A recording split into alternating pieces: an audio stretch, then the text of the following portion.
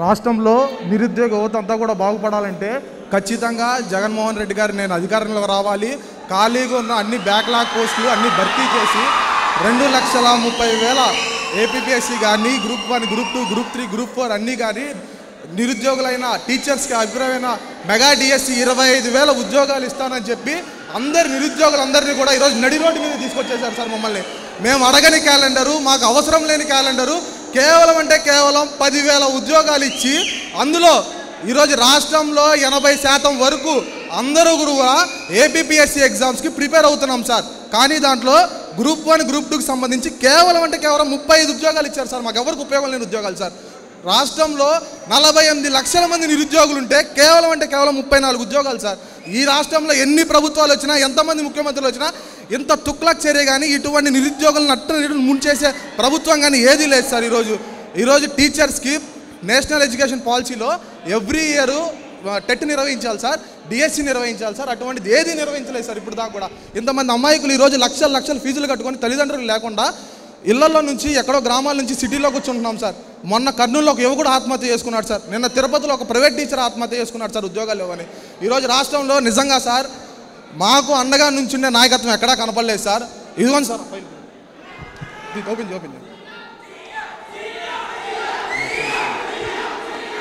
అడిగినందుకు సార్ ఇలా కొట్టారు సార్ మమ్మల్ని, యూత్ని ఇలా కొట్టారు సార్.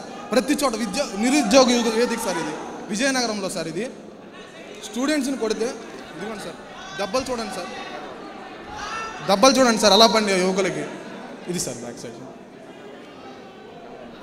అక్రమంగా సార్. ఇది స్టూడెంట్స్ మాకు ఉద్యోగాలు ఇమ్మని రోడ్డుపైకి వస్తే కర్నూలులో జైల్లో పెట్టారు సార్. మా అందరినీ అరెస్ట్ చేసి జైల్లో పెట్టారు సార్. మా అందరినీ ఇదిగోండి సార్ జైల్లో పెట్టారు సార్. నిరుద్యోగ యువకుల్ని జైల్లో పెట్టారు సార్ కర్నూలులో. అక్రమంగా కాల్తో కొడుతున్నారు సార్ మా నిరుద్యోగులందరినీ కూడా.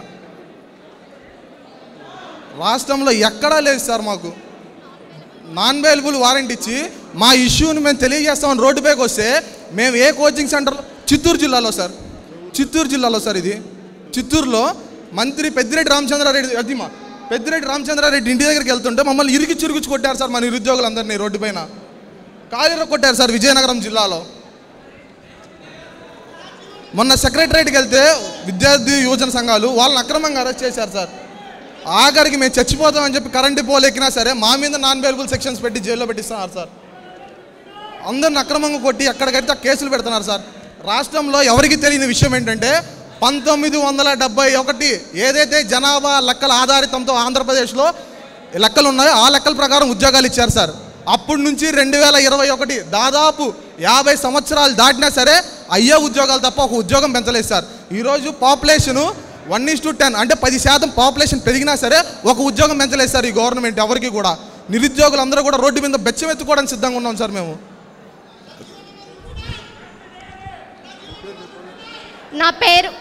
నా పేరు కే భవానీ. నేను ఒక డిఎస్సి అభ్యర్థిని. నేను 2018 నుంచి డిఎస్సి కోసం ప్రిపేర్ అవుతున్నాను. జాతీయ విద్యా విధానం ప్రకారం ప్రతి సంవత్సరం టెట్ నిర్వహించాల్సి ఉంటుంది. కానీ టెట్ నిర్వహించకుండా ఈ ప్రభుత్వం గత 2 ఏళ్ల నుంచి డిఎస్సి అభ్యర్థుల ఆందోళనలు వినకుండా ఉంటుంది. విజయనగరం జిల్లాలో ప్రజాయాత్రలో జగన్ గారు ఏదైతే హామీ ఇచ్చారో ప్రతి సంవత్సరం మెగా డిఎస్సి ఇస్తానని చెప్పి ఈనాడు ఉద్యోగంలో ఉన్న ప్రతి ఒక్కరూ తమ ఆవేదనను వ్యక్తపరుస్తున్నారు. కానీ ఎవరూ పట్టించుకోవట్లేదు. జాతీయ విద్యా విధానం ప్రకారం ప్రతి సంవత్సరం టెట్ రిలీజ్ చేయాలి. దానితో పాటు జగనన్న నాడు నేడు కార్యక్రమం ద్వారా పాఠశాలల్ని బలోపేతం చేస్తున్నారు. పాఠశాల బలోపేతంలో భాగంగా సౌకర్యాలు ఉంటే సరిపోతుందా? ఉపాధ్యాయుల అవసరం లేదా? ఉపాధ్యాయ విద్యార్థి నిష్పత్తి ప్రకారం డిఎస్సి వెంటనే విడుదల చేయాలి.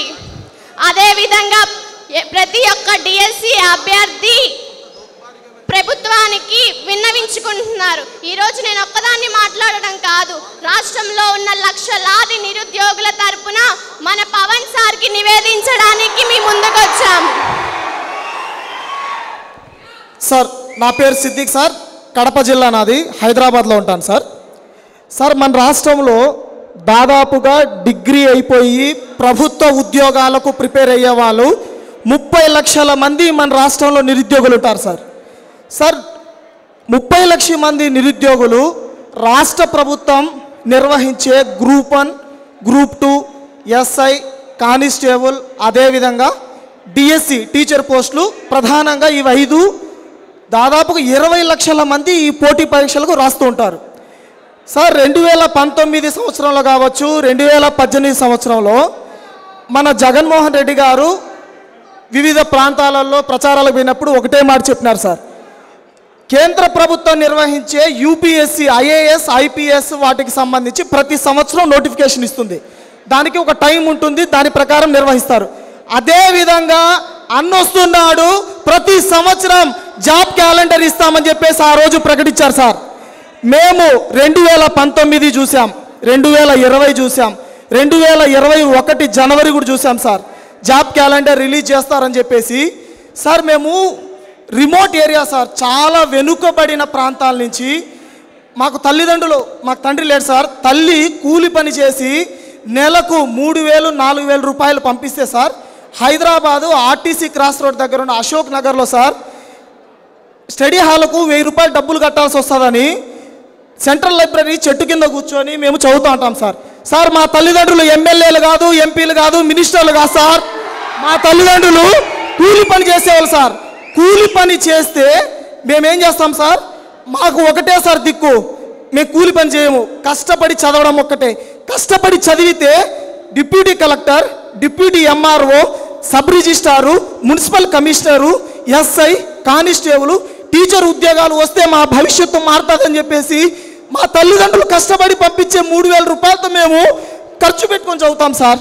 మధ్యాహ్నం పూట అన్నం లేకపోతే టీ బిస్కెట్ తాగి Ashok Nagar RTC cross road దగ్గర అది తాగి సరే కడుపు నిండుకొని మేము కళ్ళ నిండా నీళ్లు పెట్టుకొని అయినా మేము స్టడీ హాల్ల కింద కూర్చొని చదువుకుంటూ ఉంటాం సార్. మేము జగన్మోహన్ రెడ్డి గారికి నమ్మాం సార్. ఏమని? ప్రతి సంవత్సరం క్యాలెండర్ ఇస్తే ఉద్యోగాలు విడుదల చేస్తాడు, రాసుకోవచ్చు, జాబ్ కొట్టుకొని పోదామని. గత 2017 నుంచి సార్ హైదరాబాద్ అశోక్ నగర్లోనే ఉన్నాం సార్. దాదాపుగా 2,000-3,000 మంది కేవలం అశోక్ నగర్లోనే ఉంటారు సార్. రాష్ట్రంలో 20 లక్షల మంది ఈ ఉద్యోగాలకు చదువుతూ ఉంటారు. తీరా ఇదో విడుదల చేస్తాం, ఇదో విడుదల చేస్తామని చెప్పి మొన్న 18వ తేదీ సార్ కేవలం గ్రూప్ 2 ఉద్యోగాలు 5 ఇచ్చినారు సార్. ఆ 5 మందికి ఎంతమంది అప్లై చేస్తారు సార్? 20 లక్షల మంది అప్లై చేస్తారు. 20 లక్షలు ఆడ 5 పోస్టులు ఆడ సార్. మళ్ళీ డిప్యూటీ కలెక్టరు, డిఎస్పి, మున్సిపల్ కమిషనర్లు ఉంటాయి. అవి సార్ మన రాష్ట్రంలో 200 పోస్టులు ఖాళీలు ఉన్నాయి. కానీ 31 పోస్టులు ఇచ్చినారు సార్. దానికి లక్షల మంది అప్లై చేస్తారు. ఆ రోజు ముఖ్యమంత్రి చెప్పినారు సార్, ముఖ్యమంత్రి, డీజీపీ, హోంమంత్రి కూడా చెప్పారు సార్. ఏమన్నారంటే ప్రతి సంవత్సరం 6,500 ఎస్ఐ కానిస్టేబుల్ పోస్టులు మేము భర్తీ చేస్తాం అని ఆ రోజు వాళ్ళే చెప్పారు సార్. ఈరోజు తీరా చూస్తే 450 పోస్టులు ఇచ్చినారు సార్. లక్షల మంది నిరుద్యోగులు ఇక్కడ చదువుతా ప్రిపేర్ అవుతూ వాళ్ళ తల్లిదండ్రులు పేదవాళ్ళు, మా తల్లిదండ్రులందరూ పేదవాళ్ళు సార్. నెలకు 2,000-3,000 రూపాయలు పంపించి మేము చదువుకొని ప్రయోజకులు అవుదామని చెప్పేసి మేము ఎదురు చూస్తే తీరా మా నెత్తన నీళ్ళు చల్లినారు సార్. మేము ఎంత ఆశగా ఉన్నామంటే సార్, మా తల్లిదండ్రులు పేదోళ్ళైనా మేము చదువుకొని ఉద్యోగాలు కొట్టుకుందామని చెప్పేసి మేము కష్టపడి చదివితే తీరా పోస్టులు లేని దానికి మేము ఏం చేయాలి సార్? పోస్టులు లేవు, ఏం రాయాలా? అట్టన్నా పెళ్లి చేసుకుందామంటే పిల్లనియరు. ఇంటికి వెళ్తే ఏమరా ఉద్యోగం లేదు, 4 ఏళ్ళు హైదరాబాద్లో ఉన్నావు, 4 ఏళ్ళు చదువుకుంటా ఉన్నావు, ఏది ఉద్యోగం అని చెప్తే అంటే ఈడ ఉద్యోగాలు వదిలే సార్. ఇది సార్ మాకు ఒకటే నమ్మకం ఉంది సార్, మీరు మా నిరుద్యోగుల తరపున పోరాడాలని చెప్పేసి మేము కోరుతున్నాం సార్.